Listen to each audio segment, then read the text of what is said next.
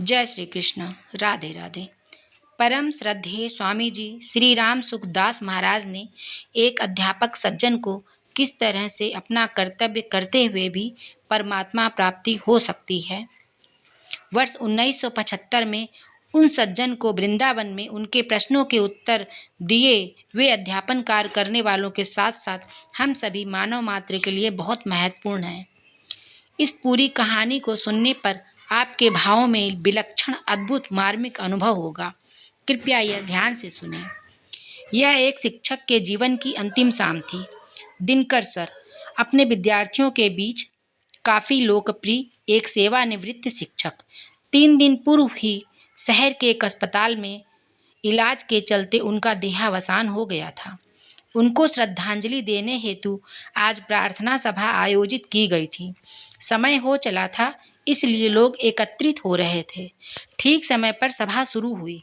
एक एक कर उनके विद्यार्थियों ने और कुछ लोगों ने उनके व्यक्तित्व पर प्रकाश डाला।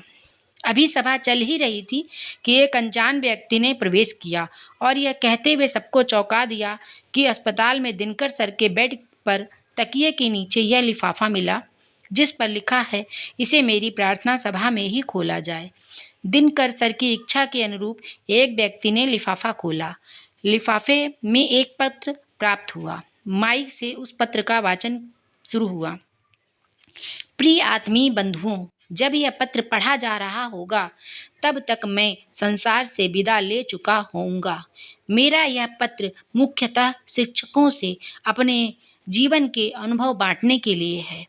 अगर वह इससे कुछ प्रेरणा ले सके तो मैं अपने जीवन को धन्य समझूंगा। बात 1975 की है। एक शिक्षक के रूप में कार्य करते हुए मुझे 20 वर्ष हो चुके थे। इसी दौरान एक बार मैं अपनी धार्मिक यात्रा पर वृंदावन गया हुआ था। वहाँ एक संत राम सुख दास के सत्संग में जाना हुआ। प्रवचन समाप्त होने पर मैंने अपनी जिज्ञासा उनके सामने रखी। स्वामी जी, मुझे ईश्वर में बहुत आस्था है, परंतु मैं नियमित पूजा पाठ कर्म कांड आदि नहीं कर पाता हूँ और इसमें मुझे रुचि भी नहीं है। कृपया बताएं मैं ईश्वर की कृपा कैसे प्राप्त करूं। स्वामी जी थोड़ी देर चुप रहे। कुछ देर सोचकर उन्होंने कहा, देखिए, भक्ति का अर्थ होता है सेवा। अगर हम इस दुनिया को ईश्वर का ही स्वरूप माने और सभी के प्रति सद्भावना रखते हुए सेवा भाव से अच्छे कर्म करें तो यह भी ईश्वर की ही भक्ति हुई।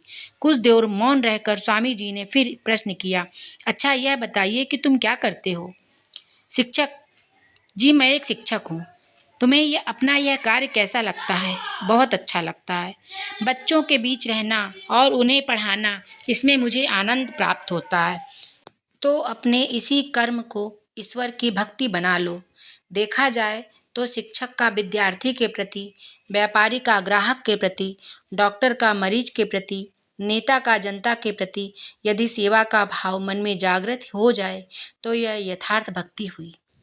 2-3 दिन बाद हम अपने गांव लौट आए और एक बार फिर मैं अपने स्कूल में था। स्वामी जी की बातों से तो अब बच्चों को पढ़ाने में मुझे और भी आनंद आने लगा। हालांकि जल्द ही मुझे यह एहसास हो गया कि ईश्वर के प्रतीक चिन्हों की पूजा करना तो फिर भी आसान है। कभी भी स्नान करा दो, कुछ भी भोग लगा दो, स्तुति करो तो ठीक, ना करो तो ठीक, उसकी तरफ से कोई प्रतिक्रिया नहीं, कोई नखरे नहीं। पर ये बच्चे, उफ, इनकी चंचलता, शरारतें, जिज्ञासाओं से भरा मन, कितनी कठिन है इनकी भक्ति। स्कूल में सभी प्रकार के बच्चे होते हैं, कुछ बहुत होशियार, कुछ मंदबुद्धि, कुछ आज्ञाकारी तो कुछ उदंड। ऐसा लगता था जैसे ईश्वर इन बच्चों के माध्यम से मेरे धैर्य सहनशीलता की परीक्षा ले रहा हो। पर इन सब बच्चों में मेरी ही कक्षा 8वीं का एक लड़का विजय ऐसा था जो बहुत ज़्यादा समस्या मूलक था। उसका व्यवहार एक अत्यंत आवारा बिगड़ैल बच्चे की तरह था। पढ़ाते समय बीच बीच में बोलना, शिक्षकों पर फप्तियाँ कसना, बच्चों के साइकिल की हवा निकाल देना, उनका सामान गायब कर देना, यह उसके लिए रोज की बात थी। और इन सब में वो अकेला नहीं था, उसकी पूरी टोली थी। उसकी इस हरकतों से कभी कभी इतना गुस्सा बढ़ जाता कि मैं उसकी जोरदार पिटाई कर देता। यह सब मेरे बस के बाहर की चीज़ थी। समय इसी तरह निकल रहा था कि एक दिन सूचना मिली कि विजय का भयंकर एक्सीडेंट हो गया है। और उसके दोनों पैर फ्रैक्चर हो गए हैं। सुनकर दुख तो हुआ, परंतु हम सबके लिए यह राहत की बात थी कि वह महीने 2 महीने स्कूल नहीं आएगा। इस घटना को अभी सप्ताह भर ही हुआ था कि मुझे महसूस हुआ कि शायद मेरे विचार और भाव गलत दिशा में जा रहे हैं।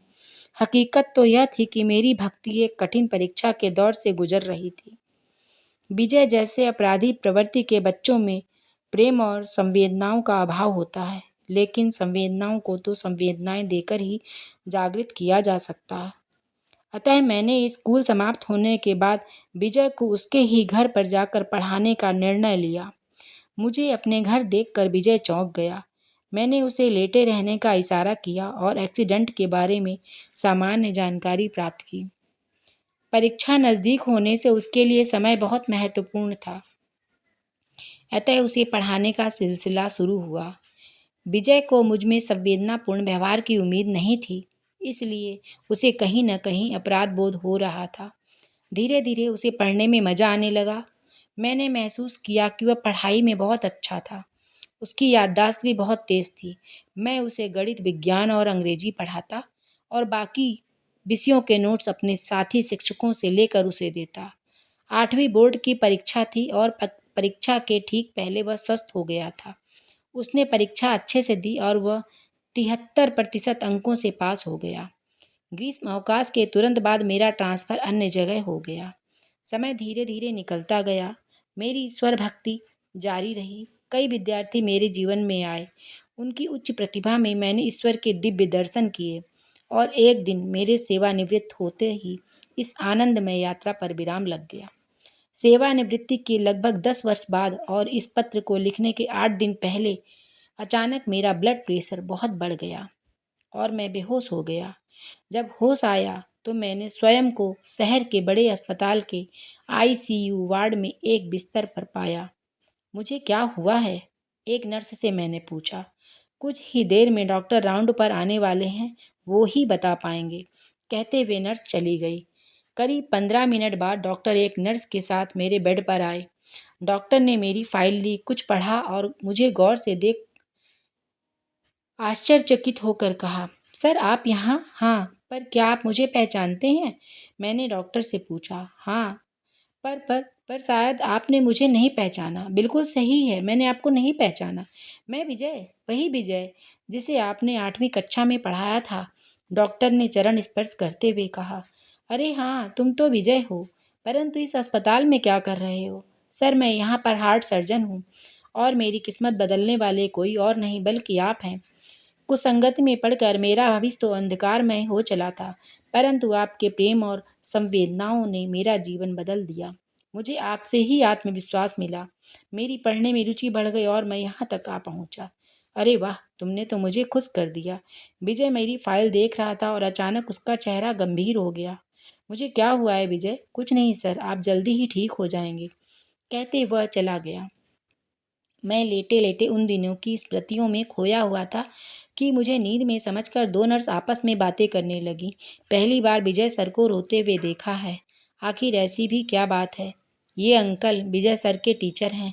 इन्हें सीवियर हार्ट अटैक हुआ है। कल शाम 6 बजे तक कवर कर लिया तो ठीक, वरना बचना मुश्किल है। अपनी स्थिति का यथार्थ मालूम होने पर भी मैं चिंतित नहीं था। रात में मैंने महसूस किया कि कोई मेरे पैर पकड़े सुबक रहा था। देखा तो यह विजय था। मैंने उसे अपने पास बुलाया। तू अपना कर्तव्य कर, डॉक्टर के रूप में अपना फर्ज निभा। पर सच तो यह है, आज तुझसे मिलने के बाद तुझे इतने बड़े हॉस्पिटल का डॉक्टर बना देखकर मुझे मेरा रिपोर्ट कार्ड मिल गया। अगर भक्ति की परिणति परम शांति के रूप में होती है तो अब मैं पूर्णतया संतुष्ट हूँ। एक शिक्षक के रूप में मेरी भक्ति को ईश्वर ने स्वीकार कर लिया। अब मुझे कुछ और नहीं चाहिए। एक तृप्तिदायक और आनंददायक मृत्यु मेरा इंतजार कर रही है। मैं चला भी गया तो मेरे जाने का शोक मत करना। एक डॉक्टर के रूप में दुखियों की सेवा करना। मुझे कब नींद लग गई पता नहीं। सुबह होकर खिड़की से मैं अंतिम बार सूर्य के दर्शन किए। शायद सूर्यास्त न देख पाऊँ। आज 6 बजने में लगभग 3 घंटे हैं जब मैंने यह पत्र लिखना शुरू किया। मेरा यह पत्र इस बात की गवाही देने के लिए है कि सच्चे भाव से की गई सेवा कभी व्यर्थ नहीं जाती। मेरा शिक्षक साथियों से यही कहना है, किस हीनता में जी रहे हो तुम? अपना महत्व समझो। अरे ये डॉक्टर, इंजीनियर, कलेक्टर, मंत्री, संतरी, यह सब तुमने ही तो बनाए हैं। तुम ही तो शिल्पकार हो इन सब के। अपने गौरव को पहचानो, उत्तरदायित्व को समझो।